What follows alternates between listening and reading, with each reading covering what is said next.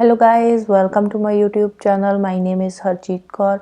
आज हम शुरू करेंगे multipurpose river project and integrated water resource management से। इसमें हम देखेंगे कि हम रिवर के पानी को कैसे कंजर्व कर सकते हैं, कैसे मैनेज कर सकते हैं। अगर हम एंशियंट इंडिया की बात करें तो एंशियंट इंडिया के बहुत सारे आर्कियोलॉजिकल एंड हिस्टोरिकल रिकॉर्ड से ये बात पता चली है कि हम एंशियंट टाइम पे भी बहुत सारे हाइड्रोलिक स्ट्रक्चर्स बनाते थे, जैसे कि स्टोन रबल्स को यूज करके हम डैम्स बनाते थे, लेक्स बनाते थे, रिजर्वायर्स बनाते थे, एम्बैंकमेंट्स, कैनाल्स वगैरह उस टाइम पे भी बनाई जाती थी इरिगेशन के लिए, जिसको यूज किया जाता है। लेकिन मॉडर्न इंडिया में भी हम सेम डैम्स वगैरह बनाते हैं, सिर्फ टेक्नोलॉजी का फर्क पड़ा है, लेकिन हम डैम्स वगैरह आज की डेट में भी बनाते हैं। तो थोड़ा एंशियंट इंडिया के हाइड्रोलिक स्ट्रक्चर की बात कर लेते हैं। फर्स्ट सेंचुरी बीसी की बात है। फर्स्ट सेंचुरी बीसी में इलाहाबाद के पास श्रीगावेरापुरा में एक वाटर हार्वेस्टिंग सिस्टम बनाया गया था, जिसमें जो रिवर गंगा में फ्लड के पानी को चैनलाइज किया गया था। चंद्रगुप्त मौर्य के टाइम पे, उस टाइम पे भी बहुत सारे डैम्स, लेक्स, इरिगेशन सिस्टम जो कि बनाए गए थे। अगर हम एविडेंसेस देखें इरिगेशन वर्क्स के, सोफिस्टिकेटेड इरिगेशन वर्क्स के, तो वो हमें ओडिशा में, कलिंगा में देखने को मिलते हैं, नागार्जुनकोंडा आंध्र प्रदेश में, बेनूर कर्नाटका में, कोल्हापुर महाराष्ट्र में देखने को मिलते हैं। बहुत सारे ऐसे इरिगेशन के काम हैं जो कि एंशियंट टाइम से ही चलते आ रहे हैं और उनको वैसे ही सेम उसी तरीके से यहाँ पे किया जा रहा है।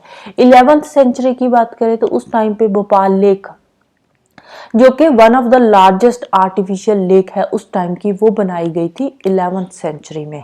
ठीक है, 11th सेंचुरी की बात है तो उस टाइम पे भोपाल लेक बनाई गई थी, एक आर्टिफिशियल लेक है और वो उस टाइम की one of the largest artificial lake थी। 14th सेंचुरी की बात करें तो 14th सेंचुरी में दिल्ली के हौज खास में एक टैंक बनाया गया था, इल्तुतमिश ने बनाया था, और वो टैंक जो बनाया था वो सीरी फोर्ट एरिया में वाटर को सप्लाई करने के लिए बनाया गया था। अब फिर वही बात आती है कि डैम्स होते क्या है and how do they help us in conserving and managing water. Water को कंजर्व करने में, वाटर को मैनेज करने में कैसे डैम्स हमारी हेल्प करते हैं।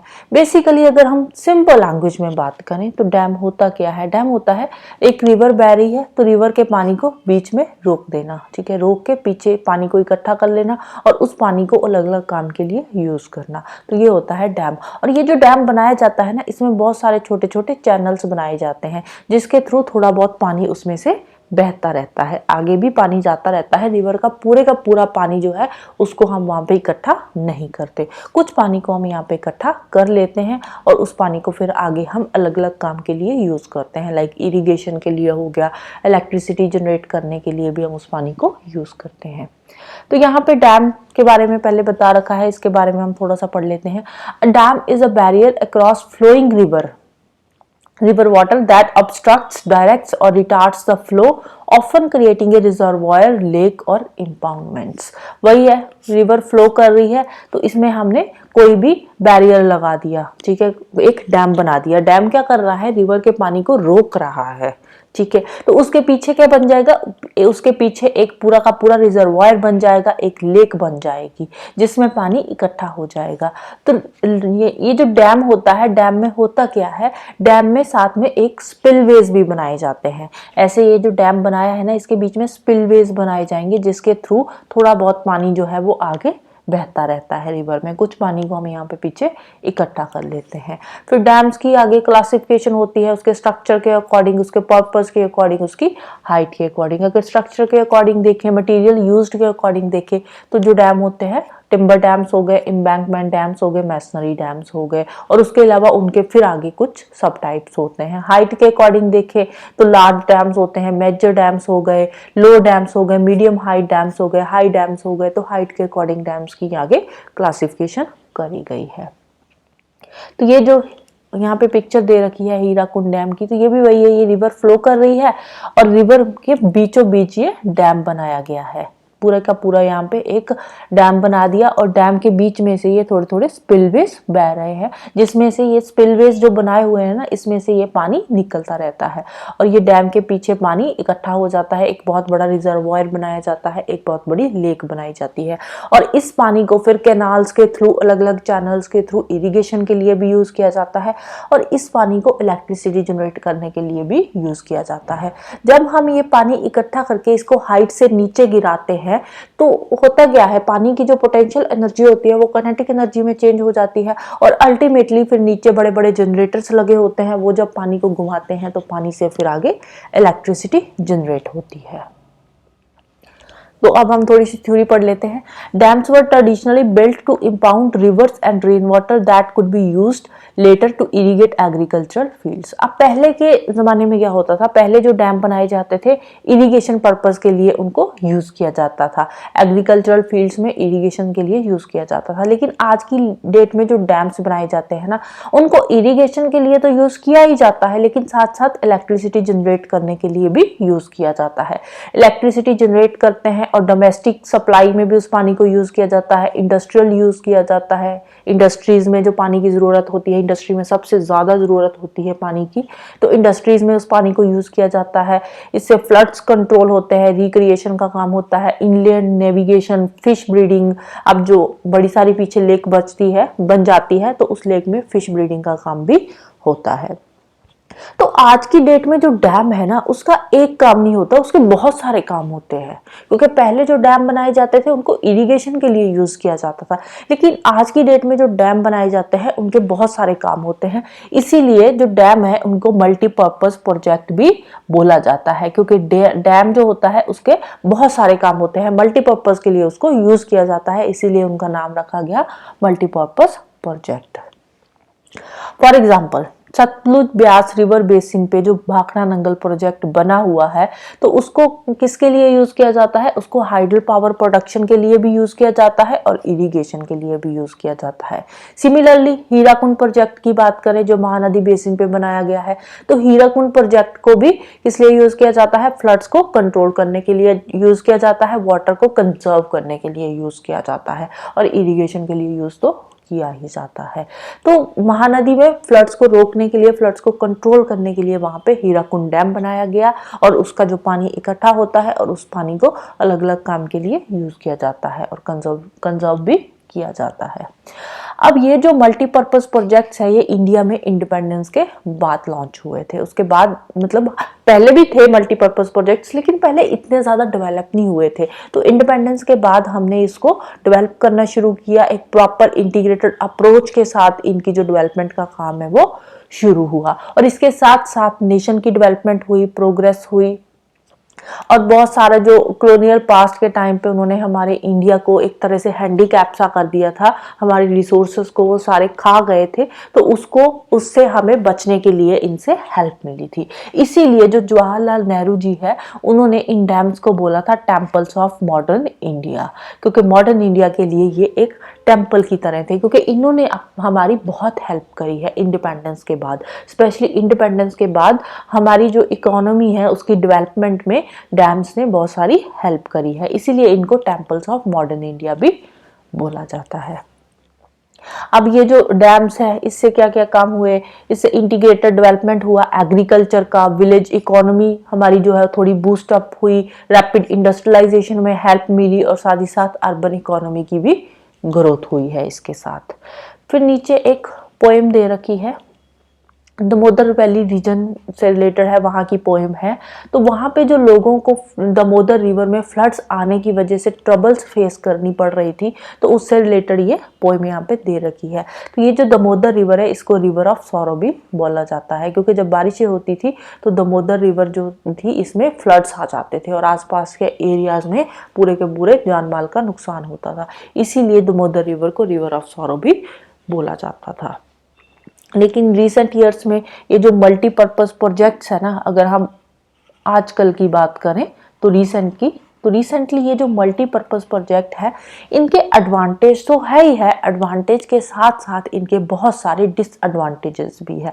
अभी तक हमने एडवांटेजेस देखे कि ये जो मल्टीपर्पज़ प्रोजेक्ट्स है इनके फ़ायदे क्या है, लेकिन फ़ायदे तो है ही है, साथ में इनके नुकसान भी है। नुकसान क्या क्या है, अब हम इनके डिसएडवांटेजेस पढ़ते हैं। Regulating and damming of rivers affect their natural flow, causing poor sediment flow and excessive sedimentation at the bottom of the reservoir. अब होता क्या है, हम डैम बना लेते हैं, डैम बना के हम रिवर का जो नेचुरल फ्लो होता है ना, नेचुरल फ्लो को हम रोक देते हैं।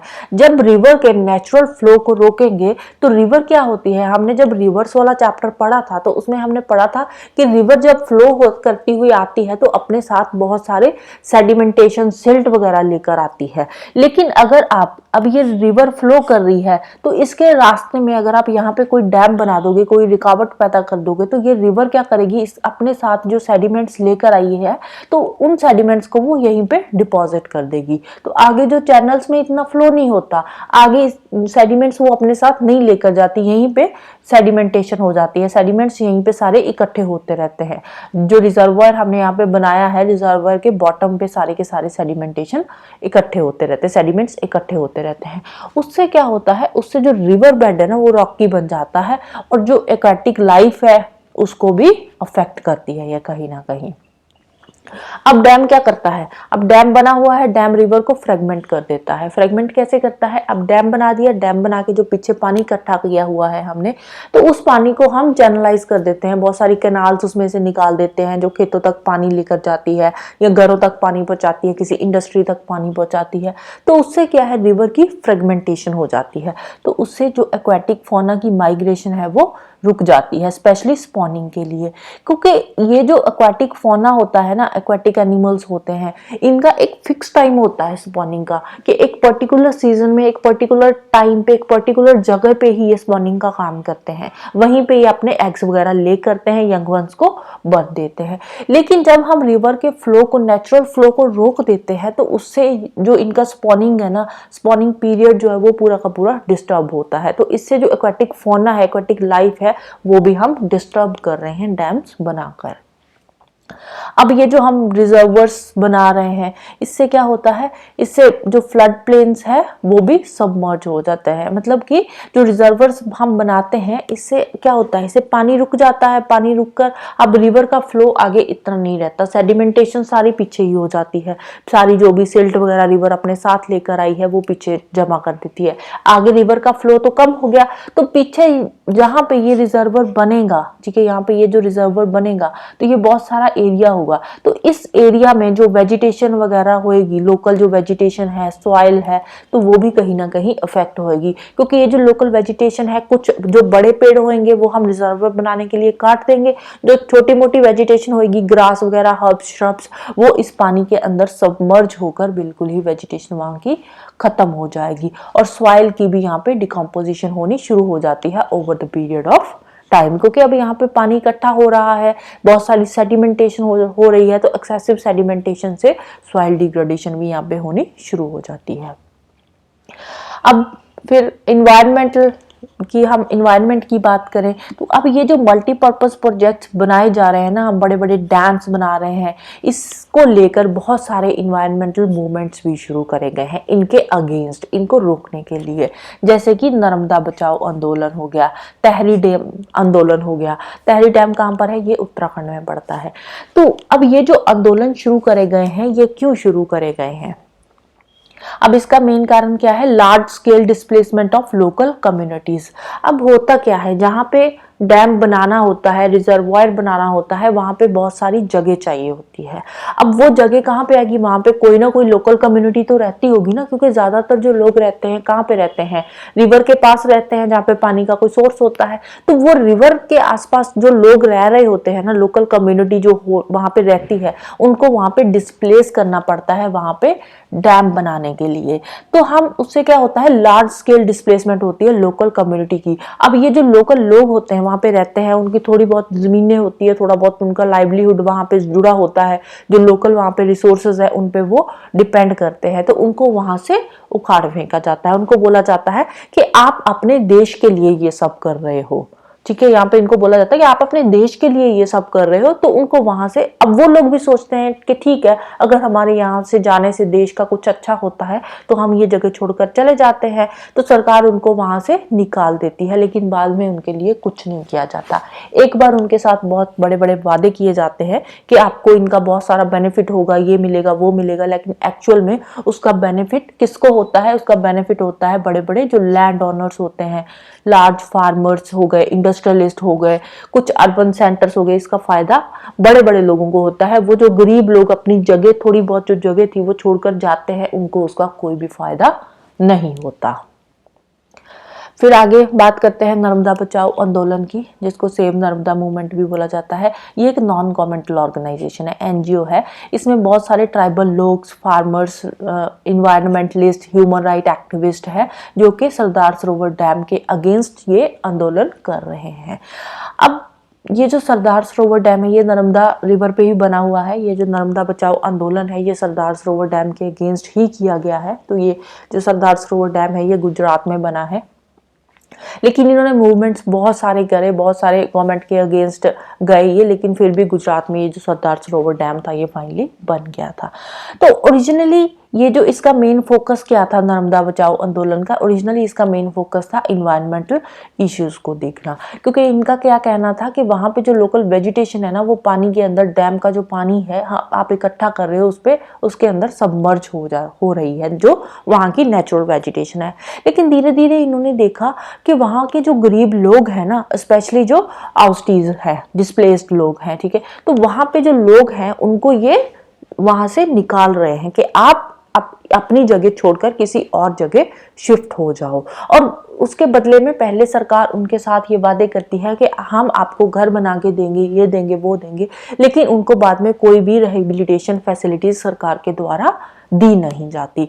अब लोगों के साथ सरकार वादे तो करती है, लेकिन अब जो उसका फायदा होता है वो कुछ 1-आधा% लोगों को मिलता है। बाकी के जो लोग हैं वो बेचारे ऐसे ही अपना, उनके पास घर भी नहीं रह जाते, ना कुछ जमीन होती है ना घर होती है, तो वो फिर बेचारे ऐसे ही होमलेस हो जाते हैं। लेकिन यहाँ पे क्या हुआ, यहाँ पे लोग इनकी बातों में नहीं आ रहे। क्यों नहीं बातों में आ रहे? इन्होंने लोगों को बोला कि आप ये जगह छोड़कर चले जाओ, हम आपके लिए घर भी बना कर देंगे। अब जब बाद में इन फ्यूचर ये डैम बनेगा, उसका आपको बहुत सारा बेनिफिट होगा, ये होगा वो होगा। बड़े बड़े वादे सरकार ने इनके साथ करे, और ये भी प्रॉमिस करा कि हम आपको बड़े बड़े खेत देंगे, वहां पे आप इरिगेशन का काम करोगे, बहुत सारी आपकी हार्वेस्टिंग होगी, ये होगा वो होगा, बहुत सारे वादे करे। लेकिन लोगों ने इनकी बात नहीं मानी। क्यों नहीं मानी? क्योंकि वो पहले रिहंद डैम के जो सर्वाइवर्स है उनकी स्टोरी सुन चुके थे। रिहंद डैम में क्या हुआ था, रिहंद डैम के जो लोग थे उनके साथ भी सेम वादे करके उनको अपनी जगह से निकाल दिया गया था। उनको बोला गया कि ये जो आप सब कुछ कर रहे हो ना, आप अपने देश की खातिर कर रहे हो, अपने नेशन की खातिर कर रहे हो। लेकिन हुआ क्या, उनको बाद में कुछ भी नहीं मिला। कुछ 2-4 लोगों को, चंद लोगों को कुछ को मिला होगा इसका फायदा भी, ऐसी बात नहीं है, लेकिन जो ज्यादातर लोग थे उनको उसका कोई भी बेनिफिट नहीं मिला। अब 30 साल से ज्यादा हो चुके थे रिहंद डैम बने हुए, लेकिन वहां से जो लोग निकल कर गए थे, वहां से जो लोग डिस्प्लेस हुए थे, उनको ना तो कोई रहने के लिए घर मिला, ना कोई जमीन मिली, ना ही कोई लाइवलीहुड सरकार के द्वारा उनको दिया गया। इसीलिए अब जो लोग थे, ये जो सरदार सरोवर डैम के आसपास जो रहने वाले लोग थे, ये सरकार की बातों में यहाँ पे नहीं आ रहे थे। लेकिन अल्टीमेटली फिर भी ये जो सरदार सरोवर डैम था ये बना दिया गया। जो सरदार सरोवर डैम है नर्मदा रिवर पे बना है गुजरात स्टेट में। तो ये dam one of the largest water resource project है इंडिया का, जो 4 स्टेट्स को कवर कर रहा है। कौन कौन सी है? महाराष्ट्र, मध्य प्रदेश, गुजरात एंड राजस्थान। अब इससे इन 4 स्टेट्स की वाटर रिक्वायरमेंट को पूरा किया जाता है। इवन के जब ड्रॉट प्रोन जो होता है, ड्रॉट प्रोन एरियाज है गुजरात के और राजस्थान के, उन तक भी सरदार सरोवर डैम का पानी जो है वो पहुंचाया जाता है।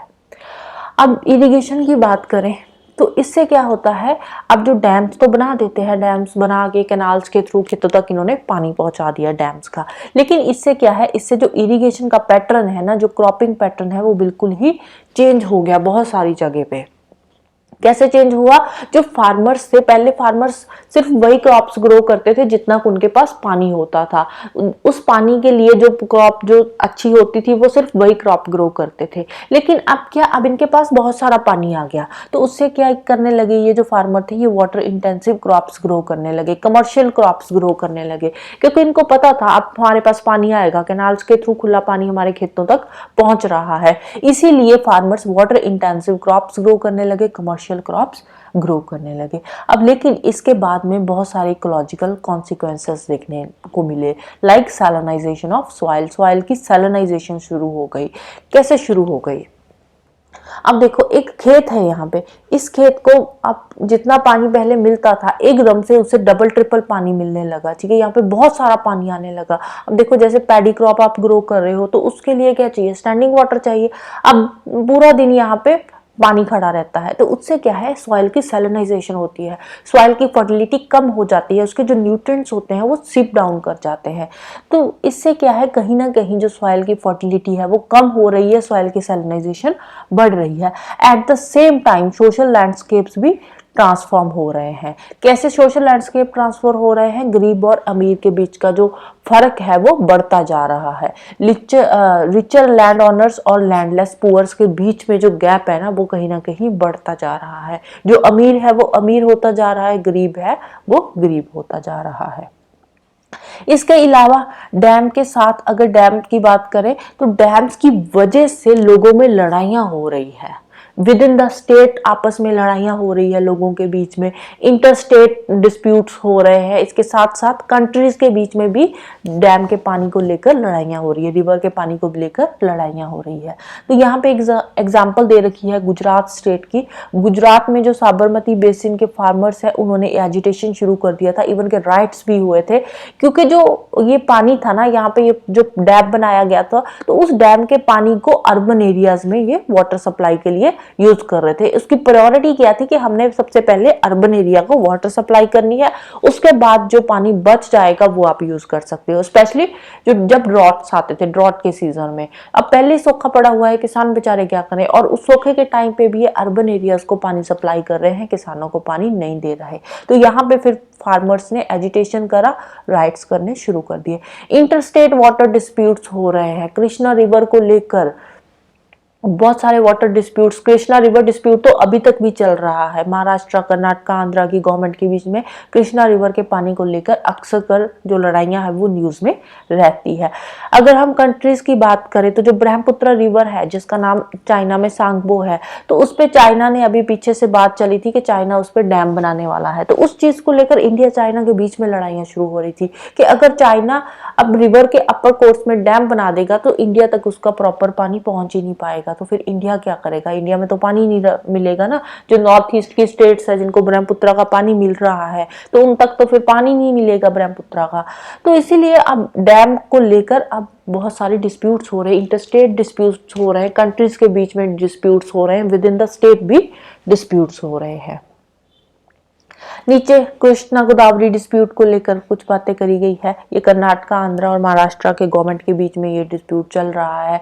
तो इसमें जो कोयना है, कोयना डैम बना हुआ है, महाराष्ट्र गवर्नमेंट ने ये मल्टीपर्पज प्रोजेक्ट यहाँ पे बना रखा है। तो इससे क्या है, इससे जो डाउनस्ट्रीम स्टेट्स है ना, डाउनस्ट्रीम रिवर का फ्लो कम हो रहा है। तो जो नीचे वाली स्टेट्स है, आंध्रा जैसी, कर्नाटक जैसी, तो उन तक प्रॉपर पानी रिवर का पहुंच ही नहीं रहा। महाराष्ट्र ने तो कोयना पे अपना डैम बनाकर अपने अच्छे से पानी यूज कर रहा है, उसने अपने मल्टीपर्पज प्रोजेक्ट बना लिया है। लेकिन जो बाकी की स्टेट्स है, उनकी इंडस्ट्री है, उनका एग्रीकल्चर है, वो बहुत ही एडवर्सली अफेक्ट हो रहा है इसकी वजह से। फिर नीचे मैप पे मल्टीपर्पज प्रोजेक्ट्स की लोकेशन दिखा रखी है। ये है तहरी डैम, जिसके बारे में हमने अभी बात करी थी, उत्तराखंड में है। गंगा रिवर पे नरोरा डैम बना हुआ है। ये भाखड़ा नंगल डैम है। यहाँ पे राणा प्रताप सागर, गांधी सागर डैम है। चंबल रिवर पे कोता बैरेज डैम है। ये रहा सरदार सरोवर डैम, नर्मदा रिवर पे जो बना हुआ है। ये कोयना डैम है कृष्णा रिवर पे। ये रहा कोयना डैम, जिसको लेकर लड़ाइयाँ चल रही है, अक्सर कर लड़ाइयाँ इस पे होती रहती है। इसके अलावा ये रिहंद डैम है, जिसकी कहानी को सुनकर ये सरदार सरोवर डैम के लोगों ने नर्मदा बचाओ आंदोलन शुरू किया था। रिहंद रिवर पे पहले डैम बना था, तो जहाँ पे जो लोग डिस्प्लेस हुए थे उनको कोई भी सरकार के द्वारा कोई भी हेल्प नहीं दी गई, इसीलिए सरदार सरोवर डैम के टाइम पे नर्मदा बचाओ आंदोलन शुरू किया गया था। लोगों ने बहुत सारा एजिटेशन भी करा था, लेकिन हुआ क्या था, कुछ नहीं हुआ था। फाइनली डैम बन गया था। फिर महानदी पे ये हीराकुंड डैम है, तो ऐसे अलग अलग डैम यहाँ पे दे रखे हैं। नेक्स्ट चलते हैं। Most of the objection to the project arose due to the failure to achieve the purpose for which they were build. अब ऑब्जेक्शन क्यों हो रहा है इन डैम्स पे? क्योंकि इन डैम्स को जिस पर्पस के लिए बनाया गया था वो पर्पस तो पूरा हो ही नहीं रहा। किस पर्पस के लिए बनाया गया था? डैम्स जब शुरुआती टाइम पे जब डैम्स बनाने शुरू करे थे, तो उस टाइम पे इनका मेन एम क्या था? इनका मेन एम था फ्लड्स को कंट्रोल करना, क्योंकि अब फ्लड्स बहुत ज्यादा आते थे उस टाइम पे, तो फ्लड्स को कंट्रोल करने के लिए डैम्स बनाए जाते थे। लेकिन आज की डेट में क्या हो रहा है, ये फ्लड्स को और ज्यादा एग्रावेट कर रहे हैं। क्यों एग्रावेट कर रहे हैं? क्योंकि जो रिजर्वर बनाया जाता है वहां पे सेडिमेंटेशन हो जाती है, बहुत ज्यादा जो मिट्टी है वहां पे नीचे जम जाती है, तो रिवर बेड जो है उसकी हाइट भी बढ़ जाती है। उससे क्या है, उससे जो फ्लड्स है वो और ज्यादा एग्रावेट हो रहे हैं, ट्रिगर हो रहे हैं। जो बड़े बड़े डैम्स बनाए हुए हैं तो वो भी फ्लड्स को कंट्रोल नहीं कर पाते। जब बहुत ज्यादा बारिशें होते हैं तो उन बारिशों के टाइम पे बड़े बड़े डैम्स भी फ्लड्स को कंट्रोल करने में अनसक्सेसफुल हो जाते हैं, उससे भी वो फ्लड्स कंट्रोल नहीं होते। अब ये महाराष्ट्र गुजरात में 2006 में जो फ्लड्स आए थे हैवी रेन की वजह से, अब उस टाइम पे क्या हुआ था, तो उस टाइम पे भी इसीलिए फ्लड्स आए थे क्योंकि डैम्स जो थे उस टाइम पे बनाए गए थे। अब वो तो फ्लड्स को कंट्रोल कर नहीं पाए, ऊपर से बारिशें बहुत ज्यादा हो गई। अब बारिश हुई, डैम में और ज्यादा पानी बढ़ गया, उन्होंने डैम का पानी भी छोड़ दिया। अब देखो, एक तो बारिश का पानी आ रहा है, दूसरा उन्होंने डैम का पानी छोड़ दिया, तो डैम का पानी भी आ रहा है। तो महाराष्ट्र और गुजरात में जो फ्लड्स की सिचुएशन थी वो और ज्यादा एग्रावेट हो गई। बारिश के साथ साथ डैम का पानी भी छोड़ दिया। डैम से फ्लड्स को कंट्रोल तो क्या करना है, उन्होंने उस टाइम पे डैम का पानी छोड़कर सिचुएशन को और ज्यादा एग्रावेट कर दिया। अब ये जो फ्लड्स आते हैं इससे जान माल का नुकसान तो होता है। इसके साथ साथ सॉइल इरोजन भी बहुत ज्यादा होती है, एक्सटेंसिव लेवल पे सॉइल इरोजन होती है, सेडिमेंटेशन होती है। तो सेडिमेंटेशन से क्या होता है, जो फ्लड प्लेन्स होते हैं वहां पे सिल्ट नहीं पहुंचती। अब क्या होता है, डैम बना लिया जाता है, जहां पे डैम बनाया जाता है रिजर्वायर जो लेक होती है जो भी, तो उस पे एक्सेसिव सेडिमेंटेशन हो जाती है। सेडिमेंट्स सारे पीछे रह जाते हैं और आगे जो रिवर जाती है, रिवर के पानी में सेडिमेंट्स इतने ज्यादा नहीं होते, तो उसकी वजह से क्या है, वहां पे फ्लड प्लेन्स नहीं बनते। जो वहां पे पहले फर्टाइल लैंड होती थी वो उनकी जो फर्टिलिटी है वो कम हो रही है, क्योंकि ये जो सिल्ट वहां पे जमा होती थी ना फ्लड प्लेन्स पे, ये सिल्ट भी एज ए नेचुरल फर्टिलाइजर वहां पे काम करती थी। लेकिन ये सिल्ट वहां तक पहुंच ही नहीं पाती, जितनी भी सेडिमेंट्स है वो रिजर्वायर में ही इकट्ठे होते रहते हैं। आगे रिवर का पानी अकेला जाता है, उसके साथ कोई भी सिल्ट सैंड वगैरह नहीं जाती, जिसकी वजह से फ्लड प्लेन्स जो है उनकी फर्टिलिटी कम हो रही है, जिसकी वजह से लैंड डिग्रेडेशन जैसी सिचुएशन क्रिएट हो रही है।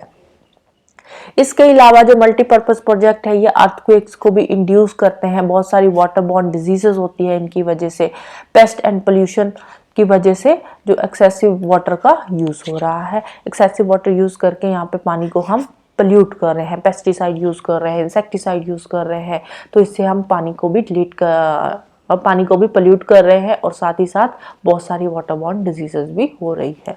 फिर नीचे ये फ्लड्स के बारे में कुछ डूज एंड डोंट्स दे रखे हैं कि जब फ्लड्स आते हैं तो हमें क्या करना चाहिए, जिसमें सबसे पहले सेफ्टी प्रिकॉशंस दे रखे हैं कि फ्लड्स आने से पहले हमें कौन कौन से सेफ्टी प्रिकॉशंस लेने चाहिए। जैसे कोई टीवी में, रेडियो में आपने न्यूज़ सुनी है, वेदर बुलेटिन सुनने चाहिए। फ्लड वार्निंग अगर उसमें दे रखी है टीवी रेडियो में, तो आप ये इंफॉर्मेशन दूसरों तक भी पहुंचा सकते हो। आपको सबको बताना चाहिए फ्लड्स आ रहे हैं, सो बी रेडी। तो एक फैमिली इमरजेंसी किट तैयार करनी चाहिए, जिसमें कि एक पोर्टेबल रेडियो होना चाहिए आपके पास, टॉर्च होनी चाहिए, spare battery, first aid kit, इसके अलावा एसेंशियल मेडिसिन, ORS हो गया, dry food items, drinking water, match box, candle और जितनी भी जरूरी चीजें होती है वो आपके साथ होनी चाहिए। हरिकेन लैंप होना चाहिए आपके पास, rope, rubber tubes, umbrella, bamboo stick, ये सारी चीज़ें आपके घर में होनी चाहिए सो दैट कि अगर तूफान आता है तो आप इन सब चीज़ों को यूज़ कर सको। अपने साथ अपना कैश, ज्वेलरी, जितनी भी वैल्यूएबल चीज़ें हैं, इंपॉर्टेंट डॉक्यूमेंट्स है, जो भी आपके आधार कार्ड वगैरह, वो सारी चीज़ें एक सेफ जगह पे रखनी चाहिए। अगर फ्लड आ रहा है तो आप अपने फैमिली मेंबर्स को लेकर, साथ ही साथ आपके पास अगर गाय भैंस है तो उनको लेकर आप सेफ जगह पे मूव कर जाओ। जैसे रिलीफ कैंप्स होते हैं, इवैक्यूएशन सेंटर्स होते हैं, या जितने भी शेल्टर्स वगैरह होते हैं वहां पे जाकर आप रह सकते हो अपने फैमिली मेंबर्स के साथ और साथ ही साथ अपने कैटल्स के साथ। अगर फ्लड्स की सिचुएशन आती है तो अपनी लाइट बंद कर दो, टर्न ऑफ कर दो पावर्स को, गैस कनेक्शंस बिल्कुल बंद कर दो अपना घर को छोड़ने से पहले। अगर फ्लड्स आ जाते हैं तो फ्लड्स के टाइम पे कौन कौन से प्रिकॉशंस लेने चाहिए। पानी में आपको नहीं जाना चाहिए। जो फ्लड का पानी होता है बहुत डेंजरस होता है, क्योंकि वहां पे बहुत सारे स्नेक्स वगैरह उस टाइम पे पानी में आए हुए होते हैं, क्योंकि जब पानी भरता है तो स्नेक्स भी बाहर आ जाते हैं। बच्चों को पानी में खेलने नहीं देना चाहिए जो पानी होता है, क्योंकि जो फ्लड का पानी होता है उसमें बहुत सारे मच्छर वगैरह होते हैं, और साथ ही साथ ये जो एनिमल्स वगैरह भी वहाँ पे होते हैं, छोटे मोटे स्नेक्स वगैरह हो गए। और सीवरेज की लाइन्स है, गटर्स है, ड्रेन्स है, इससे दूर रहना चाहिए। स्नेक से बचकर रहना चाहिए। Stay away from electric pole से दूर रहना चाहिए। इलेक्ट्रिकल अप्लायंसेस को अगर आप यूज़ कर रहे हो तो पहले आपको चेक करना चाहिए कि वो वेट तो नहीं है, प्रॉपरली काम कर रहे हैं। फ्रेशली कुक्ड फूड खाना चाहिए, यहाँ पे ड्राई फूड खा सकते हो। अपने खाने को हमेशा कवर्ड रखो, क्योंकि उस टाइम पे मच्छर बहुत होते हैं। पानी पीना है तो बॉइल्ड एंड फिल्टर पानी पीना चाहिए। जितने भी अपने घर के आसपास ड्रेन्स है, गटर्स है, उनको साफ रखना चाहिए। और जो वाटर बॉर्न डिजीजेस है उनसे बचकर रहना चाहिए। अगर आप बीमार हो जाते हो तो आपको मेडिकल हेल्प लेनी चाहिए। और अपने आसपास को डिसइंफेक्ट करने के लिए आप ब्लीचिंग पाउडर या लाइम भी यूज कर सकते हो, राइट।